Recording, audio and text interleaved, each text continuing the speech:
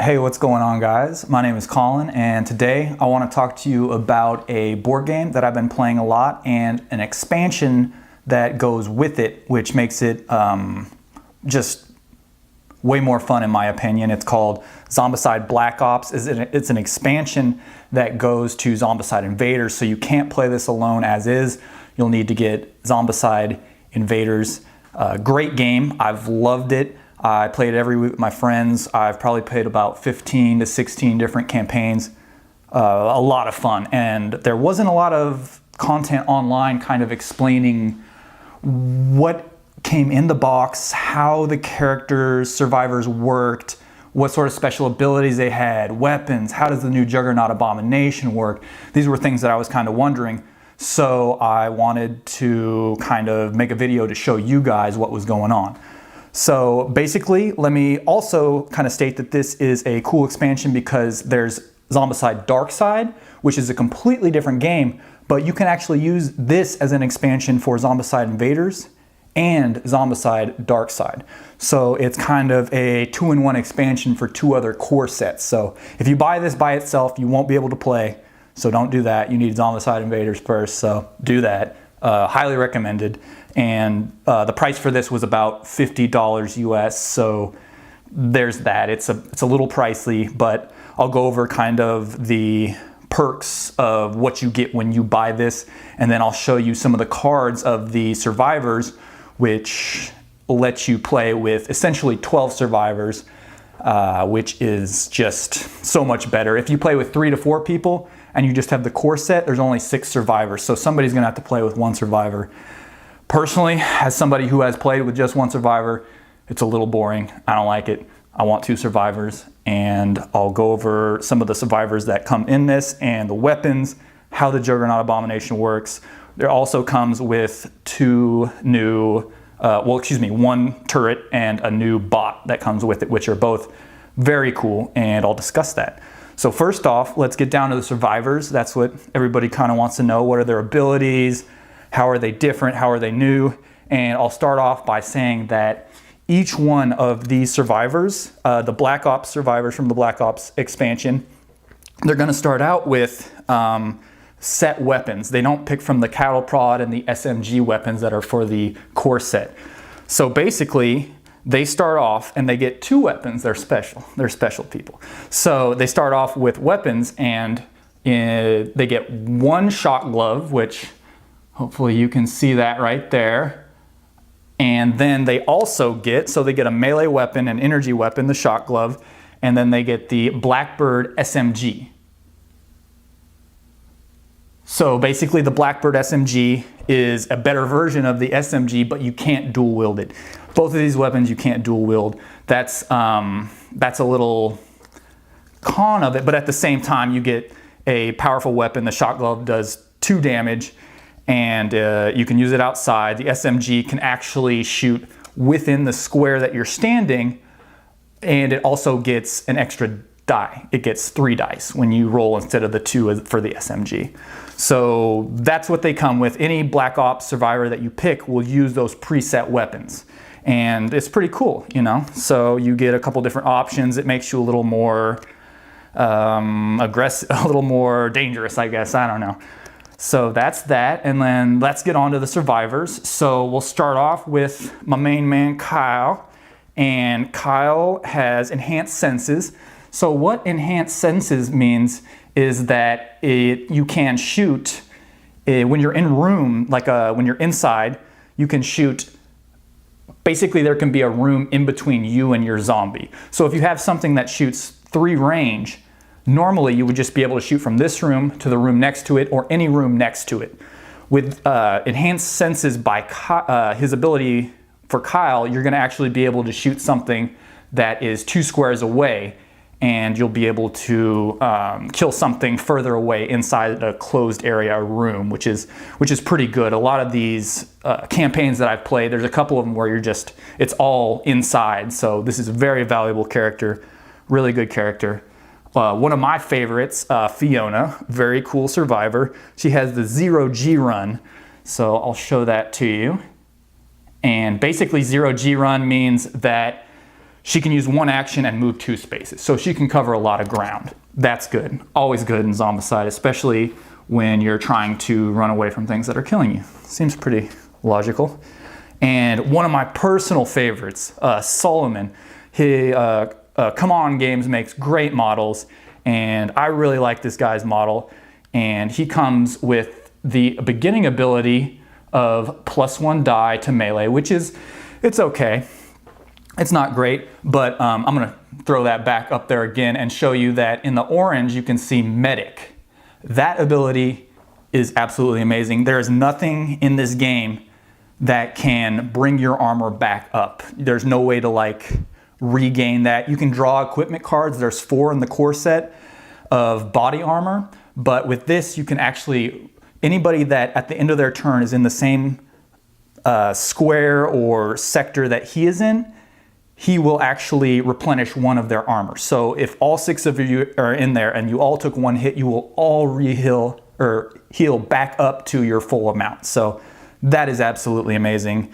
And it's just kind of a passive thing, I believe. It happens at the end of the turn. You don't have to use an action. Amazing. Great. Andre is my least favorite. There are a couple of survivors that have abilities that I'm just not too fond about. He has the taunt ability, which just means that you can, if a zombie, or excuse me, Xeno, is 2 spaces away and you want it to move up 1, I think it's either, it might be an action you can use or it could be a free action. I think you have to use an action for it, but you can move it closer to you. So there's a little bit of strategy that could be applied there for that, but to be 100% honest to you, I've never used that. I've never seen anybody that I've played with in the 15 to 16 campaigns that I've played through use that. Doesn't seem like a good skill to me. Maria has combat reflexes, which is a pretty good beginning skill too. Basically it means that if something spawns in the same area as you, or you have a weapon that can reach it, and it pops up, so those Xenos pop up, you can take a free shot at it right as they pop up. Very good skill, but usually you're trying to stay away from those spawn zones, so it's a little, you know, I haven't used it too much, but when I have used it, it's been pretty cool. Doesn't happen a lot.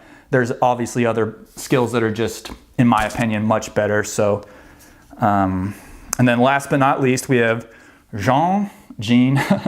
So he has Born Leader, and Born Leader just means that you'll be able to give anybody anywhere on the board during your turn a free action. You can't use it on yourself. You got to give it to somebody else. So if there's a guy with a big gun that can kill one of the abominations or use a turret to kill the abomination, you can give it to them and they can use a free action to do whatever. So, and it has to be used during his turn. You can't wait till everyone's gone and say, oh, I want to use Born Leader. No, you got to use it while it's still his turn. So that's it for the survivors.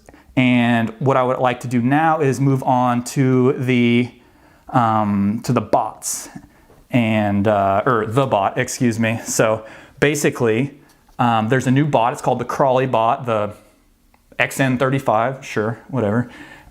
So as you can see right there, the difference between this one and the bot in the core set is that basically this one does not have a melee attack. It can only do ranged. However, it does 2 damage. So you attack with 4 dice, you need to roll a 4 or higher, and each one of those does 2 damage. So you can knock out a bunch of tanks, and to be honest with you, with the bot from the core set, I never really used it to use melee at all.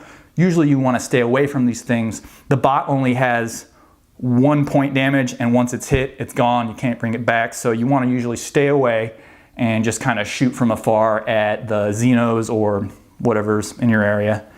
And then something that I had to do a lot of research on and kind of wrap my head around is the new Meteor Sentry Gun, which is really cool, but it uses a lot of weird terminology, or not terminology, but it has stats. Well, I'll just show it to you here, 1 second, and you'll see. So yeah, right now you're thinking, what the heck? I've never seen anything like that. SP, SP, SP, what the heck does that mean? So basically, the range was 1 to 3. Anything within that 1 to 3 range, it's basically like a rail gun. It shoots one beam of concentrated power. This is the way that my brain thinks about it, so just bear with me. And it shoots in a straight line, so anything in that first square, the second square, and the third square dies. It uses target priority, so you can't pick out which one you want. But the amazing thing about that is that Meteor Sentry Gun can actually kill this abomination. And you think, oh, that's pretty cool. Well, let me tell you, concentrated fire does not kill this Juggernaut Abomination. So there's 3 things that can kill it, and then I'll see if I can give you a little better view of it. He's a very beautiful model. Not beautiful to begin with, but cool, I guess you could say. The face only a mother could love. So you can basically kill that with the Meteor Sentry Gun, or you can use Hellfire, which is using a canister and a flamethrower, or you can shoot a pod. Which is a new thing that is in this expansion only. They're called pods. So basically, let me see here. I'll see if you can get a good picture of that. The pods are these little squares that look like Salvador Dali painted them. They are trippy and weird. And basically, if anything is in that room, you can target that pod. As long as you do 2 damage to it, everything in that pod explodes. So that's it's kind of like a Hellfire.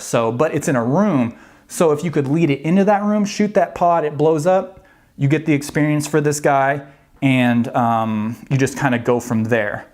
So those pods are very good. One thing I want to point out is that if you play with this expansion and you do the core set of Zombicide Invaders, you will not have those pods. So basically you only have to use canisters or the Meteor Gun. And if you don't grab a canister from an equipment search right away, or you if you're not around the Meteor Sentry Gun, I don't know how you kill this big boy. It's just he can run around and he does 3 damage every time he activates on a square with your survivors, so he's a tough cookie. And let's see here. Obviously it comes 6 new survivors. It comes with 6 new oxygen tanks, obviously. And then one of the cool new features that I liked, or not features, but equipment that it comes with, are these new guns. And they're kind of like a hybrid. Well, let me just show you here right now. So that, you can use those base stats as a machine gun. So, you're looking at 1 to 3 range, 4 dice, 4 or higher, 1 damage, that's good. That's a great gun.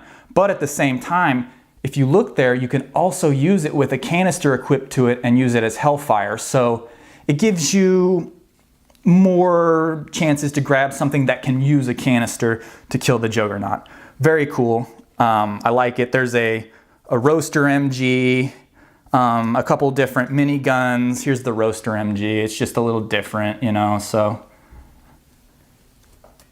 And then those are basically some of the new ways that you can kind of combat the new Juggernaut. It did come with a couple extra mold tokens, which, inactive, active, it's kind of hard to see. I had a hard time kind of figuring out which was which. And then a new thing, when you play with this extra abomination, there is going to be these cards that basically they activate the Juggernaut Abomination, but as you can see on that, so basically if both abominations are on the board and you draw one of these abomination cards, all of them get an activation, so they're moving closer to you. And I think there's, 6 of these new Juggernauts, and there's a bunch of spoiler abomination cards, so if you draw those, it just makes it so deadly. You have, 2 abominations just moving faster and closer to you each time you draw one of those. And then obviously if one's on the board, you move it. And then if you don't have a Juggernaut on the board, you would spawn the Juggernaut. So it makes things challenging. It makes things interesting. It can get a little old when you draw a bunch of them back to back and your plans are kind of foiled. You're like, well, he's just going to be here. No, he's going to be moving quite a bit. So that's something that kind of sucks, but it makes the game fun. Let me see here. It comes with 6 new dashboards, I think they're called, for the survivors. Obviously, you'll need them if you're playing with 12. It comes with a bunch of cool little, pegs, and then the little circles you put on the bases of the characters.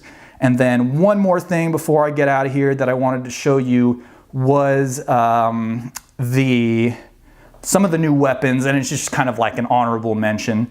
So basically there's some cool new weapons that you get, and one thing I don't know is it shows 2 weapons, but you only use one hand to hold these 2 weapons.